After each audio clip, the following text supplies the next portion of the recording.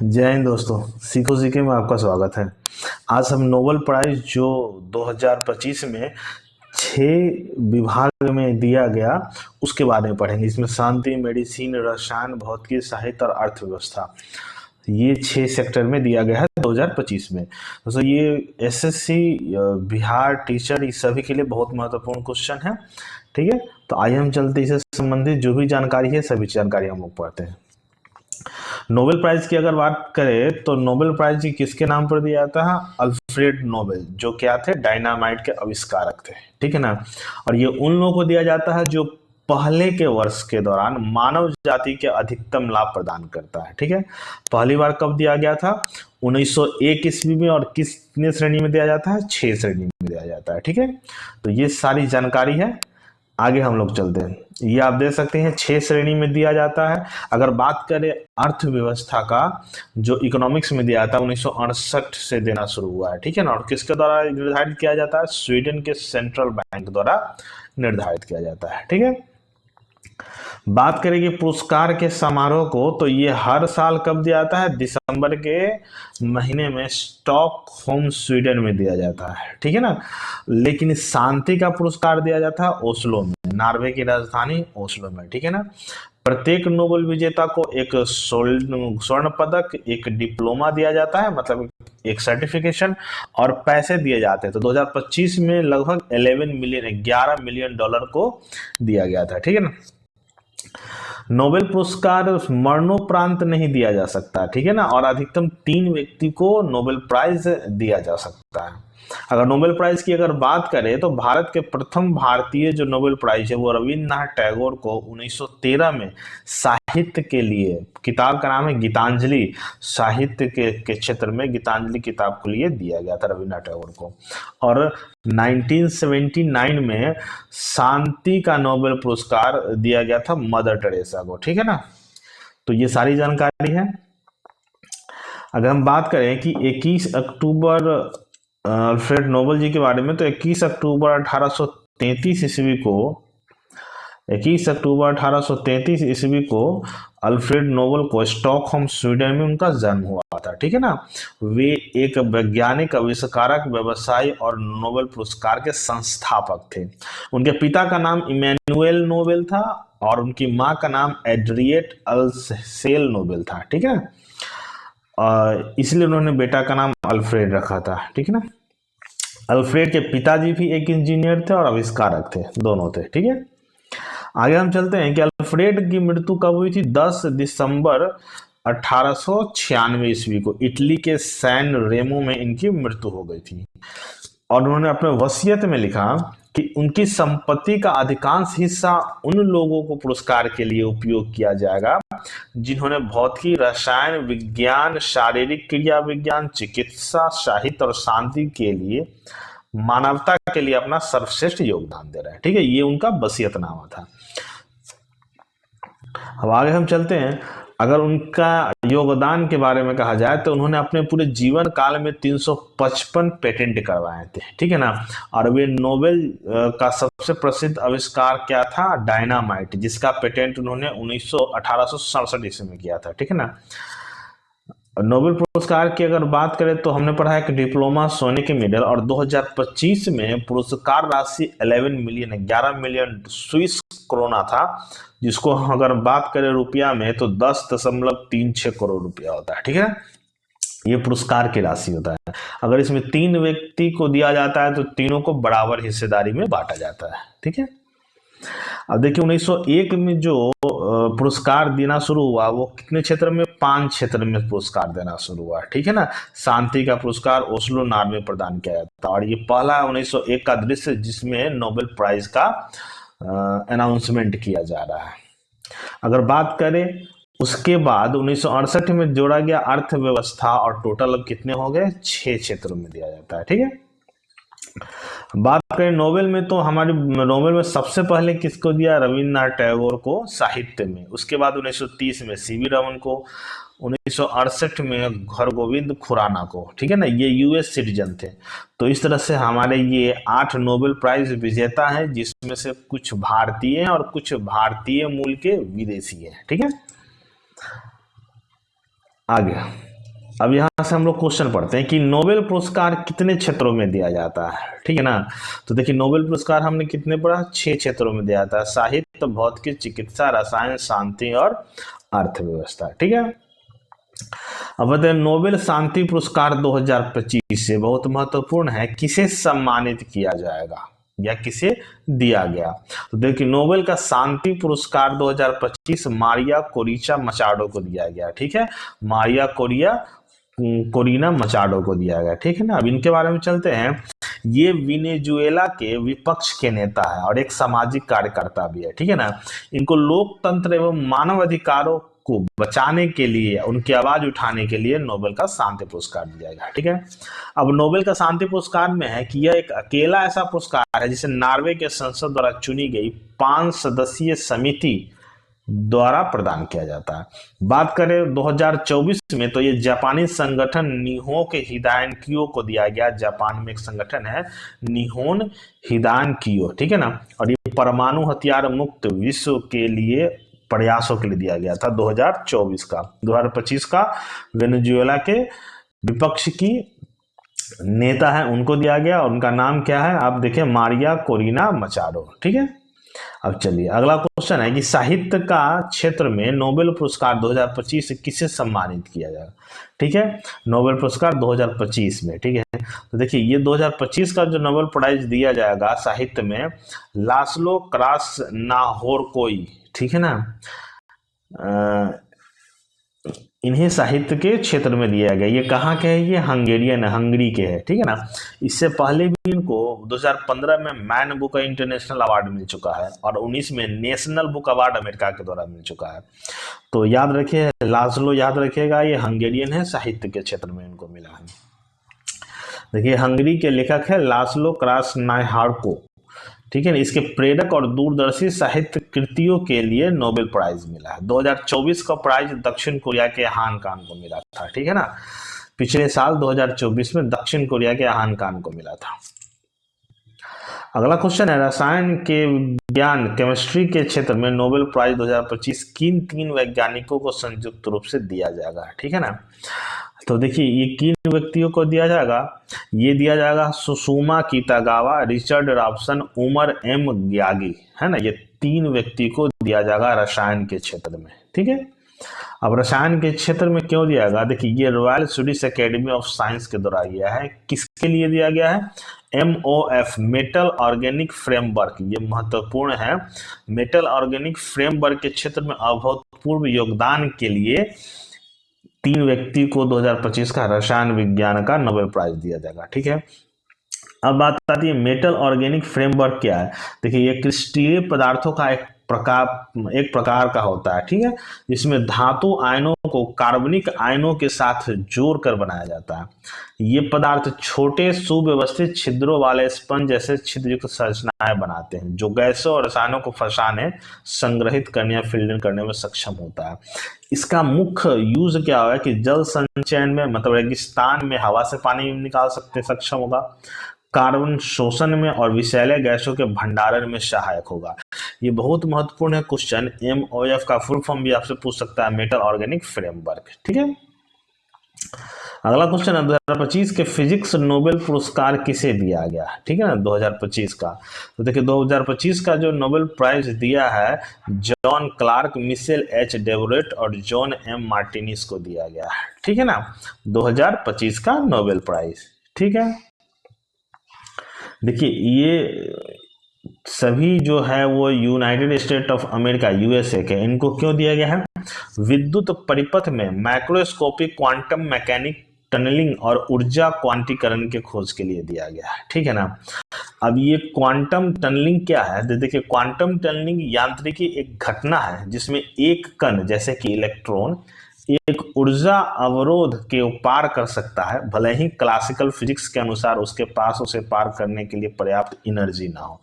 ये quantum tunnelling याद रखिएगा, क्वांटम टनलिंग फिजिक्स में क्वांटम टनलिंग के लिए दिया गया था, ठीक है। 2025 के फिजियोलॉजी या मेडिसिन का नोबेल पुरस्कार किसे मिला है, ठीक है ना, 2025 का। तो देखिए 2025 का जो मिला है वो मिला है मैरी ई ब्रांको, फ्रैंक रैम्सडेल और सिमोन साकागुची को। ठीक है, इसको मैरिक, फ्रेड और सिमोन नाम याद रख सकते हैं। ठीक है ना, ये 3 व्यक्ति को मेडिसिन में नोबेल प्राइज मिला है। ठीक है, अब ये 3 व्यक्ति किस खोज के लिए मिला है, याद रहेगा टी सेल के खोज के लिए मिला है। ठीक है, और पेरिफेरल इम्यून टॉलरेंस के रिसर्च के लिए नोबेल प्राइज इनको मिला। अब पेरिफेरल इम्यून सिस्टम का मतलब होता है इम्यून सिस्टम का ऐसा व्यवहार जहां वो शरीर के खुद के लिए टिश्यू या सेल्स पर हमला नहीं करता है। यह सिस्टम जानता है कि कौन से सेल या प्रोटीन हमारे शरीर के लिए लाभदायक है। ठीक है ना, तो किसके लिए मिला है, टी सेल के लिए और पेरिफेरल इम्यून सिस्टम के लिए मिला है। ठीक है, 2025 में अर्थशास्त्र के क्षेत्र में नोबेल पुरस्कार किसे मिला है। ठीक है ना, अर्थशास्त्र के क्षेत्र में देखिए तो अर्थशास्त्र के क्षेत्र में मिला है Joel Mokyr, Philippe Aghion and Peter Howitt को मिला है। ठीक है ना, 3 व्यक्ति को अर्थशास्त्र का नोबेल पुरस्कार मिला है। ठीक है, जोएल, फिलिप और पीटर को याद रख सकता है, जोएल, फिलिप और पीटर को। अब यहाँ पर देखिए यह पुरस्कार जो इनको मिला है वो 3 व्यक्ति को मिला है। ठीक है ना, इसमें नवाचार संचालित आर्थिक विकास की व्याख्या के लिए इनको दिया गया है, जिसमें से पुरस्कार का आधा हिस्सा मोकिर जो यूएसए के तकनीकी प्रगति के माध्यम से सतत विकास के लिए दिया गया है, और शेष का आधा हिस्सा अगियन और हॉविट को रचनात्मक विनाश के माध्यम से सतत विकास के सिद्धांत के लिए संयुक्त रूप से दिया गया है। ठीक है, आधा हिस्सा मोकिर को और आधा हिस्सा अगियन और हॉविट को, 3 व्यक्ति को इस बार का इकोनॉमी का नोबेल प्राइज दिया गया। अगला है कौन से नोबेल पुरस्कार श्रेणी अल्फ्रेड नोबेल के वसीयत द्वारा स्थापित मूल नोबेल पुरस्कारों में से एक नहीं है। देखिए मूल वसीयत में केवल 5 क्षेत्र में दिया जाना था, जिसमें अर्थशास्त्र जो 1968 से शुरू हुआ है। ठीक है ना, अर्थशास्त्र मूल में नहीं है। ठीक है, अर्थशास्त्र बहुत बाद में जोड़ा गया है। ठीक है ना, चलिए अगला क्वेश्चन है नोबेल शांति पुरस्कार विजेताओं का चयन कौन करता है। ठीक है ना, देखिए नोबेल शांति पुरस्कार के विजेताओं का चयन जो करता है वो नॉर्वे में शांति के लिए नोबेल समिति चयन करती है। ठीक है, जिसमें 5 सदस्यीय समिति होती है, वही चयन करती है कि किसे नोबेल प्राइज दिया जाएगा। ठीक है ना, देखिए नोबेल समिति योग्य उम्मीदवारों का चयन करता है। ठीक है ना, और समिति में स्टालिन नॉर्वेजियन संसद कितने सदस्यों को चुनती है, 5 सदस्यों को चुनती है। ठीक है, कौन सा नोबेल पुरस्कार स्वेरिगेन रिक्सबैंक स्वीडिश नेशनल बैंक के सिफारिश है। ठीक है ना, तो देखिए ये जो है अर्थशास्त्र का नोबेल पुरस्कार जो है स्वीडिश नेशनल बैंक के सिफारिश पर दिया जाता है। ठीक है, आप ये देख सकते हैं 1968 में स्वीडिश का केंद्रीय बैंक जो है वो नोबेल पुरस्कार अर्थशास्त्र में देने के लिए उत्तरदायी है। ठीक है ना, और यह उसके 300वीं वर्षगांठ पर शुरू किया था 1968 में। ठीक है ना, पहली बार 1969 में दिया था, रगनार फ्रिक और जॉन टीनबर्गन को प्रदान किया गया था। 1968 से शुरू हुआ था और पहली बार दिया गया था 1969 में, 1969 में। 2 अलग अलग वैज्ञानिक क्षेत्रों में नोबेल पुरस्कार प्राप्त करने वाले एकमात्र व्यक्ति कौन है। देखिए 2 क्षेत्रों में दो नोबेल पुरस्कार प्राप्त करने वाले 2 व्यक्ति हैं, लेकिन अगर अलग अलग वैज्ञानिक क्षेत्र की बात करें तो केवल एक ही है, उनका नाम है मैडम क्यूरी। ठीक है ना, मैडम क्यूरी को 2 नोबेल प्राइज मिला था। ठीक है ना, पहला भौतिकी के क्षेत्र में 1903 में। ठीक है ना, उनके पति पियरे क्यूरी और हेनरी ब्रेकल के साथ मिला था। दूसरा रसायन के क्षेत्र में 1911 में रेडियम और पोलोनियम को अलग करने और उसके गुणों का अध्ययन करने के लिए हुआ था। ठीक है, तो ये विज्ञान के क्षेत्र में अलग अलग क्षेत्र में मिला है। लेकिन एक और व्यक्ति है जिनका नाम है लिनुस पॉलिंग, यूएसए के है, उनको रसायन के क्षेत्र में 1954 ईस्वी में मिला हुआ था, रासायनिक बंधन और जटिल पदार्थों के संरचना के प्रयोग के लिए। और 1962 ईस्वी में शांति के लिए नोबेल प्राइज मिला हुआ था। ठीक है ना, परमाणु हथियार के खिलाफ उनकी सक्रियता के लिए था। 2 व्यक्ति है जिनको 2 बार नोबेल प्राइज मिला है। ठीक है, नोबेल पुरस्कार से 3 बार सम्मानित एकमात्र संगठन कौन सा है नोबेल प्राइज से? तो देखिए, नोबेल प्राइज से जो सम्मानित संगठन है उसका नाम क्या है? रेड क्रॉस समिति, ठीक है ना। इनको 1917 ईस्वी में, 1944 ईस्वी में, 1963 ईस्वी में 3 बार रेड क्रॉस को नोबेल प्राइज मिला है, ठीक है ना। ठीक। नोबेल पुरस्कार मरणोपरांत दिया जाना कब समाप्त किया गया? देखिए, 1974 से पहले नोबेल प्राइज मरणोपरांत भी दिया जाता था, लेकिन 1974 के बाद ये बंद कर दिया गया है। मरणोपरांत देने की प्रथा खत्म कर दी गई है। नोबेल पुरस्कार जीतने वाले पहले भारतीय कौन थे? तो देखिए, नोबेल पुरस्कार जो जीतने वाले हैं, प्रथम भारतीय का नाम क्या है? रविंद्रनाथ टैगोर। द स्टेटमेंट में देख सकते हैं इनका निकला हुआ है, ठीक है। 18 दिसंबर 1913 को यह प्रकाशित हुआ था, ठीक है ना। अब यहाँ पर देखिए, उनकी एक पुस्तक 1913 में उनकी एक पुस्तक है गीतांजलि, जिनके द्वारा उनका साहित्य का नोबेल पुरस्कार जीता गया, ठीक है ना। वे पहले एशियाई पुरस्कार विजेता है और यह पुरस्कार पाने वाले पहले भारतीय और गैर यूरोपियन एशियाई व्यक्ति है। मतलब यूरोप से बाहर पहली बार जिनको मिला था रविन्द्रनाथ टैगोर को 1913 ईस्वी में गीतांजलि के लिए। किस भारतीय को 1989 ईस्वी में नोबेल का शांति पुरस्कार जीता है, ठीक है ना, दिया गया? तो देखिए, नोबेल का शांति पुरस्कार मदर टेरेसा को दिया गया 1979 में। इनके बारे में थोड़ा जान लेते हैं, महत्वपूर्ण है। इनको कलकत्ता का सेंट टेरेसा भी कहा जाता है। ओरिजिनल नाम इसका अग्नेस गोंगसा बोजक्सी है, ठीक है ना। 1979 में इनको नोबेल पुरस्कार मिला। मूल रूप से अल्बानिया देश से संबंधित है। भारत में इन्होंने 1947 में नागरिकता ली। ये कैथोलिक नन है और इन्होंने मिशनरी ऑफ चैरिटी की स्थापना की थी। 2016 में चर्च द्वारा संत की उपाधि दी गई। 1980 में इनको भारत रत्न का पुरस्कार मिला था, अवार्ड मिला था। और 1962 में रैमन मैग्सेसे पुरस्कार शांति और अंतर्राष्ट्रीय समझ के लिए मिला था। ये सारा चीज इंपॉर्टेंट है। 2016 में उनको संत की उपाधि, 1980 में भारत रत्न उनको दिया गया था। नोबेल के शांति पुरस्कार जीतने वाले सबसे कम उम्र के व्यक्ति कौन थे, ठीक है ना।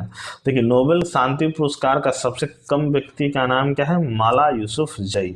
इनको मात्र 17 साल की उम्र में ही नोबेल का शांति पुरस्कार मिला था। देखिए, मलाला यूसुफजई को लड़कियों की शिक्षा के अधिकार के लिए उन्हें 17 वर्ष की आयु में 2014 में नोबेल का शांति पुरस्कार मिला और उनके साथ 2 व्यक्ति को मिला था, एक मलाला यूसुफजई और दूसरा कैलाश सत्यार्थी को भारत में बच्चों के शोषण और बाल श्रम के खिलाफ संघर्ष के लिए, जिनके संगठन का नाम है बचपन बचाओ, ठीक है। संगठन का नाम क्या है? बचपन बचाओ। ये उनका एनजीओ संगठन है। उनके लिए कैलाश सत्यार्थी को 2014 में नोबेल का शांति पुरस्कार मिला था।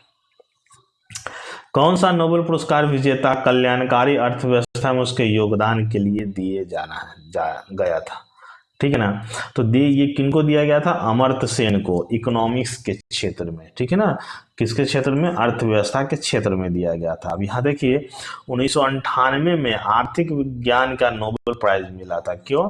कल्याणकारी अर्थशास्त्र और सामाजिक चयन सिद्धांत के लिए उनको दिया गया था इकोनॉमिक्स का नोबेल प्राइज, ठीक है। अगला है, डॉक्टर चंद्रशेखर वेंकट रमन को नोबेल पुरस्कार किस क्षेत्र में दिया गया, ठीक है ना। तो देखो, चंद्रशेखर वेंकट रमन को जो पुरस्कार दिया गया था किस क्षेत्र में? भौतिकी के क्षेत्र में। किस क्षेत्र में? भौतिकी के क्षेत्र में, ठीक है। अगर हम बात करें, 1930 में प्रकाश के प्रकीर्णन पर उसके कार्य में उसके नाम पर रखे गए प्रभाव की खोज के लिए प्रदान किया गया था और उन्होंने खोज किया था, उनका नाम क्या था? रमन प्रभाव रखा था। क्या नाम था? रमन प्रभाव, प्रकाश के प्रकीर्णन के खोज के लिए। अगला क्वेश्चन है, डॉक्टर हरगोविंद खुराना को किस क्षेत्र में नोबेल पुरस्कार दिया गया? देखिए, डॉक्टर हरगोविंद खुराना को जो दिया गया है वो किस क्षेत्र में? चिकित्सा के क्षेत्र में, ठीक है। 1968 में चिकित्सा के क्षेत्र में उनको दिया गया। अब देखिए, हरगोविंद खुराना को मेडिकल के क्षेत्र में 1968 में आनुवंशिक कोड के व्याख्या और प्रोटीन संश्लेषण में उनके कार्य के लिए, मतलब क्या, डीएन के क्षेत्र में उनको योगदान के लिए उनको दिया गया। और इस साल संयुक्त रूप से 3 व्यक्ति को दिया गया था, ठीक है ना। एक का नाम रॉबर्ट डब्ल्यू होली और मार्शल डब्ल्यू निरेगबर्ग थे, ठीक है ना, तो उनको 3 के साथ दिया गया 1968 ईस्वी में। सुब्रमण्यम चंद्रशेखर को किस क्षेत्र में नोबेल पुरस्कार दिया गया था? सुब्रमण्यम चंद्रशेखर, तो देखिए इनको भौतिकी के क्षेत्र में दिया गया था, ठीक है ना, किसके क्षेत्र में? भौतिकी के क्षेत्र में 1983 ईस्वी में इनको दिया गया था, ठीक है। अब देखिए चंद्रशेखर जी को 1983 ईस्वी में तारों की संरचना एवं विकास के लिए महत्वपूर्ण भौतिकी प्रक्रियाओं के सैद्धांतिक अध्ययन के लिए दिया गया था, और उनको किसके साथ दिया गया था? विलियम ए फाउलर के साथ संयुक्त रूप से दिया गया था, ठीक है ना। और ये भारतीय मूल के अमेरिकी नागरिक थे, भारतीय मूल के अमेरिकी नागरिक थे, ठीक है। तो ये आपका था नोबेल प्राइज 2025। इसको अच्छा लगे तो शेयर कीजिएगा, लाइक कीजिएगा, कमेंट्स कीजिएगा। धन्यवाद।